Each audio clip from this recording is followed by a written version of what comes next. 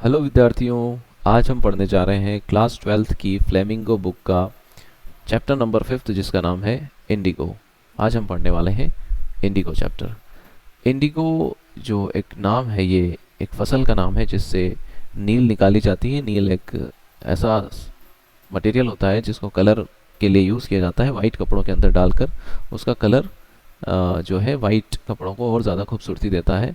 आपने उजाला और ऐसी कंपनियों के नाम सुने होंगे जो नील बनाती हैं। तो पहले जो नील बनाई जाती थी वो फसल के फूलों से वो नील बनाई जाती थी। तो ये जो पूरी कहानी है इन फसल के ऊपर और फसल को लेकर क्या दिक्कतें किसानों को थी, और महात्मा गांधी जो कि हमारे राष्ट्रपिता थे, उन्होंने कैसे इस समस्या में किसानों की मदद की, वो सारा कुछ हम इस चैप्टर में पढ़ने वाले हैं। तो आइए इस चैप्टर को पढ़ते हैं। मैं आपको पूरा इसका ट्रांसलेशन इस चैप्टर में देने वाला हूँ, वर्ड बाय वर्ड। तो सबसे पहले हम पढ़ लेते हैं इस चैप्टर के ऑथर के बारे में। ये ऑथर जो है हमारे, जिनका नाम है लुइस फिशर। लुइस फिशर ने इन चैप्टर को लिखा है। इनका जन्म हुआ था 1896 में और इनकी मृत्यु हुई थी 1970 के अंदर। इनका जन्म हुआ था फिलाडेल्फिया नाम की जगह पर, और इन्होंने खुद से ही ब्रिटिश आर्मी ज्वाइन करी थी, जो इन्होंने करी थी 1918 से लेके 1920 तक। 1918 से लेके 1920 तक ब्रिटिश आर्मी में रहे थे। उसके बाद जो है लुइस फिशर ने अपना करियर एज ए जर्नलिस्ट यानी कि पत्रकार के रूप में आगे बढ़ाया। इन्होंने न्यूयॉर्क टाइम्स और सैटरडे रिव्यू नाम के न्यूज़पेपर्स में काम किया और बहुत सारे यूरोपियन और एशियन पब्लिकेशंस में भी काम किया।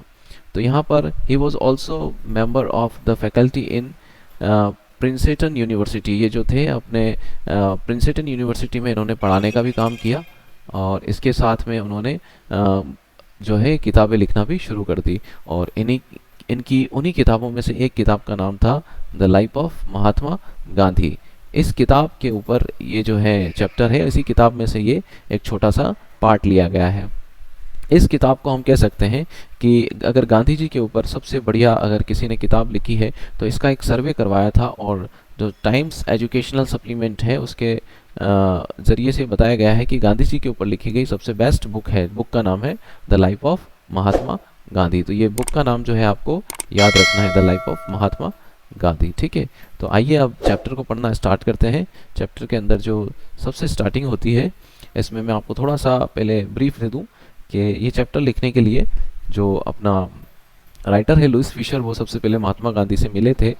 तो वो कहते हैं कि when I first visited Gandhi in 1942 at his आश्रम इन सेवाग्राम इन सेंट्रल इंडिया।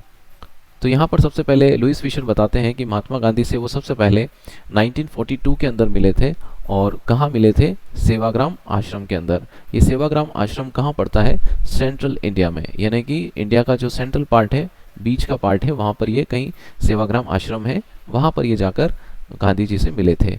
वहाँ पर गांधी उनसे कहते हैं, he said I will tell you how it happened that I decided to urge the departure of British it was in 1917।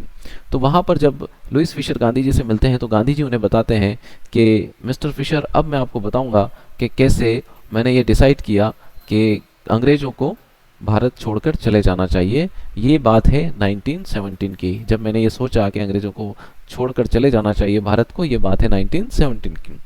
उसके बाद he had gone to December 1916 annual convention of the Indian national Congress party in Lucknow.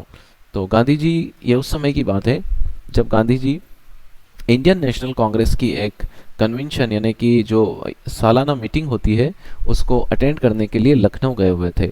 ये 1916 की बात है। ठीक है, सारे year आपको याद रखने हैं। There were 2301 delegates and many visitors. तो वहाँ पर जो थे कई सारे लोगों के साथ 2301 डेलीगेट्स यानी कि जो खास मेंबर्स थे, 2301 मेंबर्स वहाँ आए हुए थे। बहुत सारे विजिटर्स भी वहाँ पे आए हुए थे। जैसे किसी पार्टी की मीटिंग वगैरह होती है तो बहुत सारे लोग देखने भी जाते हैं। During the proceedings Gandhi recounted a peasant came up to me looking like any other peasant in India, poor and emaciated. वहाँ पर गांधी जी याद करते हुए बताते हैं, प्रोसीडिंग्स जो हुई वहाँ पर उसको याद करते हुए बताते हैं, रिकाउंटेड यानी याद करना, कि वहाँ पर एक जो किसान है, एक यहाँ से कोट चालू हुआ है, इसका मतलब ये जो वर्ड्स है वो गांधी जी के हूबहू वर्ड्स हैं। वो कहते हैं कि एक किसान मेरे पास आता है और वो किसान कैसा दिखता है, जैसे कोई इंडिया का दूसरा किसान दिखता है, बिल्कुल वैसा ही। और उस टाइम किसान कैसे दिखते थे, पुअर यानी गरीब, और एमिसिएटेड मतलब बिल्कुल दुबले पतले, जो खाने पीने की कमी की वजह से अक्सर इंसान हो जाते हैं। और वो आकर कहता है कि आई एम राजकुमार शुक्ला। यहाँ पर सबसे पहले हमारे एक फर्स्ट कैरेक्टर का इंट्रोडक्शन होता है, other than Louis Fischer and Mahatma Gandhi, उनका नाम है राजकुमार शुक्ला। और ये मिस्टर शुक्ला जो है हमारे चैप्टर में शुरू से लेकर आखिरी तक चलते रहेंगे। I am from Champaran, I want you to come to my district. यहाँ पर शुक्ला कहते हैं कि मैं चंपारण से आया हुआ हूँ और मैं चाहता हूँ कि आप मेरी डिस्ट्रिक्ट में आएँ। Gandhi had never heard of the place, it was in the foothills of towering Himalaya near the kingdom of Nepal. Gandhi ji ने इसके बारे में कभी सुना नहीं था, इस जगह के बारे में, लेकिन कहते हैं कि ये जो जगह है वो हिमालय के फुटहिल्स में, यानी कि हिमालय के नीचे की तरफ है, और जो हमारा नेपाल है पड़ोसी, उस नेपाल के बिल्कुल पास में ये जगह है, यानी कि इंडिया नेपाल की बॉर्डर पर ये जगह है और हिमालय के फुटहिल्स में है, यानी हिमालय जहाँ पर खत्म होता है नीचे की तरफ, वहाँ पर ये जगह है। Under an ancient arrangement, the Champaran peasants were sharecroppers। यहाँ पर बताते हैं लुइस फिशर कि एक पुराना एंशियंट अरेंजमेंट, यानी कि एक प्राचीन एक प्रकार का एग्रीमेंट चल रहा था चंपारण के किसानों का, कि वो एक शेयर क्रॉपर की तरह काम करते थे। शेयर क्रॉपर यानी कि ऐसे लोग जो अपनी क्रॉप को शेयर करते हैं, फसल को शेयर करते हैं किसी लैंडलॉर्ड के साथ, उसे शेयर क्रॉपर कहते हैं। यानी कोई मकान या किसी ज़मीन का मालिक है, उसके अंदर अगर आप काम कर रहे हो तो आपको एज ए रेंट काम करने के अगेंस्ट में आप जो उसमें फसल कमा रहे हो उसका कुछ सर्टेन परसेंटेज, कुछ एक निश्चित हिस्सा जो है वो उनको देना पड़ता था, उन्हें शेयर क्रॉपर्स कहते हैं। Rajkumar Shukla was one of them, और राजकुमार शुक्ला उनमें से ही एक शेयर क्रॉपर थे। He was illiterate but resolute. यहाँ पर गांधी जी बताते हैं कि वो जो किसान था, वो जो शेयर क्रॉपर थे, वो थे तो अनपढ़ लेकिन बड़े ही दृढ़ निश्चय वाले थे। He had come to the Congress session to complain about the injustice of the landlord system in Bihar. वो जो राजकुमार शुक्ला है वो वहाँ आए हुए थे कांग्रेस सेशन में, ताकि वो गांधी जी को कंप्लेन कर सकें कि बिहार के अंदर जो लैंडलॉर्ड सिस्टम चल रहा है उसकी सारी कंप्लेन वो गांधी जी को कर सकें। And somebody had probably said speak to Gandhi. और वो ऐसा क्यों करते हैं, क्योंकि शायद राजकुमार शुक्ला को किसी ने कह दिया होगा कि आप गांधी जी से मिलकर सारी बात बताइए, अपनी प्रॉब्लम्स बताइए, गांधी जी आपका सॉल्यूशन कर देंगे। तो ये चैप्टर आज हम यहाँ तक पढ़ रहे हैं। इसके अगले पार्ट में हम गांधी जी के बारे में और इस चैप्टर के बारे में आगे पढ़ेंगे। तब तक के लिए अगर आपको वीडियो अच्छी लगी हो तो ज़रूर लाइक करें, शेयर करें अपने फ्रेंड्स के साथ, और हमारे चैनल को सब्सक्राइब ज़रूर करें। Thank you.